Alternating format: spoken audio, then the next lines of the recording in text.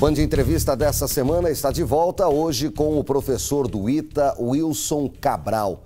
O assunto é o possível corte de 430 árvores de uma mata em área nobre de São José dos Campos, que ficou conhecida como o Bosque da Tívoli. Elcio Costa.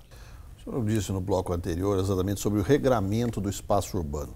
São José está vivendo um processo de discussão, de formatação do seu plano diretor. Como é que isso foi discutido no plano diretor?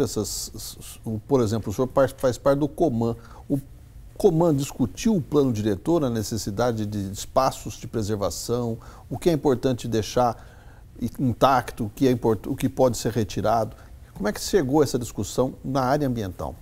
Bom, infelizmente não, Elcio. O Coman não discutiu essa nova proposta do plano diretor, né? Eu diria até que houve, do ponto de vista da interlocução com a sociedade, houve pouca discussão da proposta. O que houve foi uma apresentação da proposta em diversos fóruns, etc. Uma proposta que foi discutida, sim, internamente à prefeitura, né? E, de fato, se você lê a proposta atual, você encontra referências a mudanças climáticas, referências à sustentabilidade, referências à resiliência, mas as referências são só palavras, né? Então, nos mecanismos do plano diretor para lidar com isso, você não encontra essas referências. Eu vou dar um exemplo. Criou-se em torno do plano diretor uma ideia de que a gente tem que tem que priorizar a centralidade para fins de aumento da eficiência do uso da infraestrutura urbana, né? Sim, o adensamento facilita transporte coletivo, a ida ao trabalho, a ida à escola, a infraestrutura, exatamente isso. Então, essa questão, essa ideia de que toda a infraestrutura urbana está concentrada nessa região, na região central, pode ser questionada, né? Afinal de contas, nós temos, por exemplo, escolas, UBSs, diversos outros elementos da infraestrutura urbana estão espalhados ao longo da zona urbana do município, né? E inclusive até na zona rural, mas especialmente estamos falando de zona urbana. É importante também considerar que essa centralidade, a zona mais adensada, ela precisa de seus espaços verdes, espaços vazios, espaços de respiração, espaços inclusive para arrefecimento de temperatura no futuro, espaço para circulação, espaço para a cidadania circular, né? Para as coisas acontecerem como numa cidade deveria acontecer. Então, eu acho que falta ao plano diretor, a proposta atual, esse elemento, justamente porque partiu da ideia dessa centralidade e tudo se adensar em torno desse... Agora, São José ela tem uma cobertura vegetal que ela é dispar, por exemplo. Ela tem uma região exatamente da Tívoli, da Vila Betânia, mas da Tívoli, por exemplo, tirando o bosque, por exemplo, o eixo da Avenida Tívoli é extremamente bem urbanizado, né?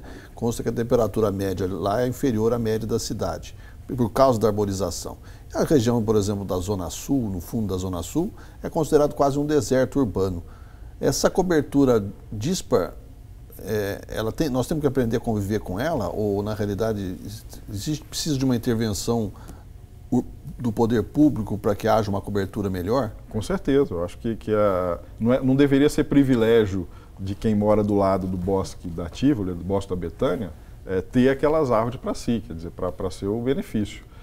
A gente tem que estender esse benefício também para regiões que hoje são pobres em arborização e que tem uma quantidade de área verde por habitante menor do que a média da cidade, do município, que já é pequena, né?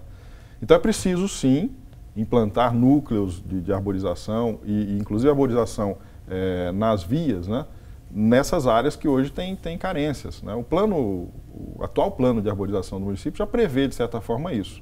Aliás, também está sendo discutido, né? Então, há não o plano em si, o que está sendo discutido agora é uma nova lei que vai tratar da arborização urbana, porque constatou-se que a lei atual tem suas lacunas e tem suas precariedades para lidar com isso. Isso acontece em paralelo com a discussão do plano diretor em São José? Isso está acontecendo em paralelo, né? Por quê? Porque essa discussão está sendo feita numa Câmara Técnica do Coman. O plano diretor não foi pautado no Coman, embora houvesse pedidos para que fosse, né? Seria importantíssimo que fosse. Nós ainda estamos tentando fazer com que essa discussão venha para o Coman a tempo de alguma mudança no núcleo desse plano diretor. Agora, o senhor é favorável a que essa área do bosque possa ser passada para a prefeitura, desapropriada, por exemplo? Eu não sei exatamente com qual mecanismo lidar, não poderia dizer agora, o mecanismo é tal. Eu sei que é importante, esse maciço arbóreo urbano, ele tem uma importância crucial, não só para o hoje, mas essencialmente para o amanhã, né? E nós vamos lamentar muito, enquanto cidadãos, qualquer árvore retirada do meio urbano hoje, né? Árvore saudável.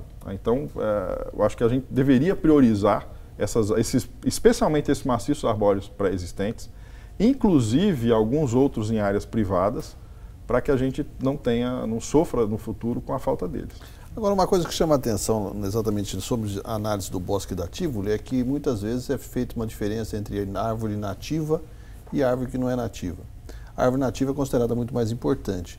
Mas no meio urbano, a árvore nativa não é um critério estranho, porque na realidade a cidade já passa por transformações sistemáticas e de repente nós temos árvores importantes, grandes árvores, que não são especificamente nativas daquele meio ambiente. Essa é uma das lacunas da lei. Então a lei ela é muito voltada para espécies nativas, quando, como você falou, de fato, no meio urbano, por uma série de questões, inclusive históricas, né? Então, eventualmente, por exemplo, quando não se conhecia muito bem as implicações da arborização para a vida cotidiana, se plantava de tudo, né? Então qualquer cidadão plantava qualquer coisa, e, enfim, ou algum munícipe, ou algum gestor tinha uma ideia mirabolante com alguma espécie. Ou gostava daquela espécie. Ou gostava daquela espécie, enfim, isso aconteceu no passado. E hoje a gente tem um complexo que ele é nativo e exótico, né? Então, e essas árvores exóticas, com exceção daquelas que afetam a espécies exóticas, são dominantes, né? Que atrapalham outras espécies nativas. Então essas a gente deve descartar. Mas aquelas que não têm esse comportamento deveriam ser pensadas, inclusive, no processo de arborização, sem maiores discriminações, vamos dizer assim.